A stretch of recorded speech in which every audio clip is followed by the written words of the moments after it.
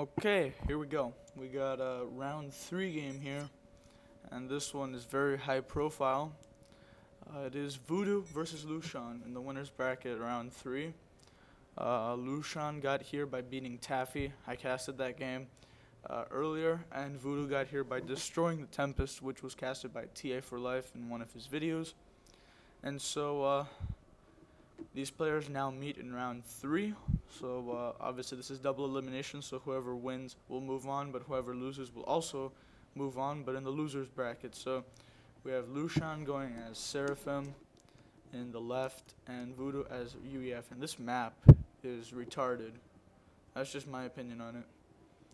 That's all I have to say. It's that it's retarded, because if you look at the terrain, it's ridiculous. I mean, there's hills, there's these little ditches. I mean, your units can barely move, and then you've got this ridiculously high amount of mass here.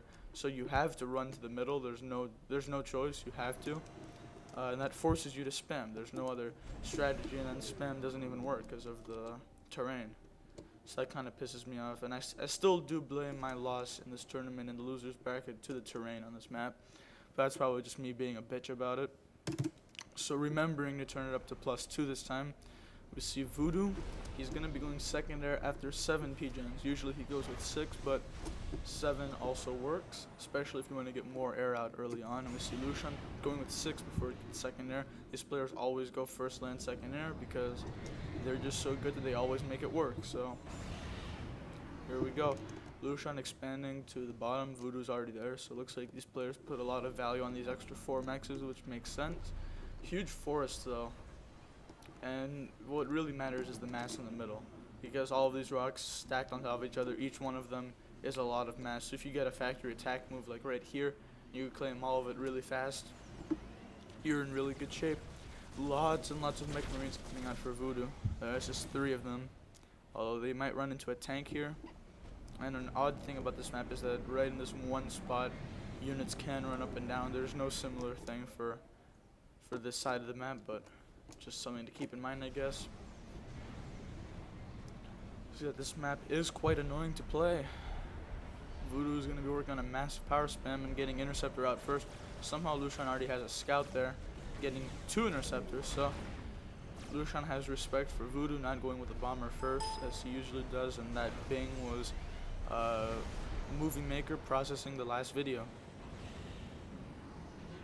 And neither player going with bombers, they're just spamming interceptors. So respect is shown here to the other player, as you would expect from the number 1 and number 2 player on the ladder.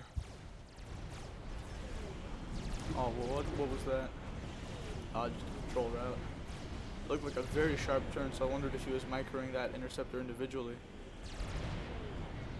Oh, that's gonna suck. So Lushan has definitely just decisively won there. He's got 3 interceptors. Voodoo with just 1 and a bomber. Bombers don't really help you against interceptors. I expect bombers from Lushan now. Yes, we see a bomber. And that he knows he has air. Now he's going to be safe and make a bomber. So very well done from Lushan early on. He's easily going to kill this 1 interceptor, I expect. He's just got a patrol route, but should work out for him. Looks like this bomber is now the target. And actually, with Flak in the mix, he needs to move this thing. Although these 3 NGs are a sitting duck to any bombs. Here we go. Yeah, so Lushan is cheating now. Oh, cheating bomber. Cheating bomber gets killed. Oh, and here's a tank. This is really annoying because this is also another thing that lost me my second game on this map. Is that I kept forgetting to guard this little area here, and I just got attacked into my base all the time. So hopefully these players know what to do about that. We see both players making factories to pick up the mass with NGs. Here's the factory attack move that I was talking about. So if we check Lushan's view now, he has no problems with mass whatsoever. As long as he keeps his NGs alive, mass will not be a problem for him for at least the next 5 minutes or so, which is a very long time if you're just trying to get as many units as humanly possible. That's exactly what they're trying to do. Multiple teams of NGs for both players making factories and power. And we see factory attack move from Voodoo as well. Voodoo is in big trouble here. He needs to move his units into place. This is where the terrain gets fucking annoying. Lushan with a lot more health on his AC is going to retreat now in the face of Voodoo's units. This battle already heating up here at the 8-minute mark, well, actually 7-minute mark, because it just reached 7 minutes. And more air factors for Voodoo. He's making this one very quickly, maybe thinking about Tech 2 or something. Yep, he's going instant Tech 2 with that air factory. He wants to end the game as fast as he can, going for a gunship snipe, I would expect, because why else would you be rushing a Tech 2 air factory so quick? Does he have the power though? No, he absolutely does not. He doesn't have enough power. You can't really go Tech 2. And I don't understand why he doesn't have these 2 Hydras. That'd make his life so much easier. Hydras are so cheap and they give so much power. Now here comes a drop from Lushan. This is one thing that I did do in my games that would actually had some success, dropping into the expansions. Although Voodoo somehow is left this very unprotected. Lots of artillery and tanks. So these 4 mass strikers are goners. And as I predicted, we have gunship. I have not watched this game, so I don't know what happens. Now, 8:30 Voodoo just destroying engines with ACU, picking up some kills. He doesn't want to walk too far though. He might be walking into the lion's mouth here. Lushan is working on upgrades. Voodoo is walking right at him, hitting him by Artie. Now Voodoo's running the fuck back. He doesn't have enough units though. So if he's going to make this gunship snipe count, he needs to get all his build capacity on this and get 10 gunships up really fast, and this is a really bad mistake from Voodoo. I don't see why he's doing this. Oh, Jesus. Voodoo might not realize just how bad his position is, because does he have radar? Of course he has radar. He knows what's going on. And now he's moving back. I don't get this. Voodoo needs to just run all the way back and then count on the gunships to end the game. Oh god. Voodoo is just taking so much damage to the face here. Of course, he is dodging the Artie pretty well, but once Lushan's upgrade, whatever it is, gets finished,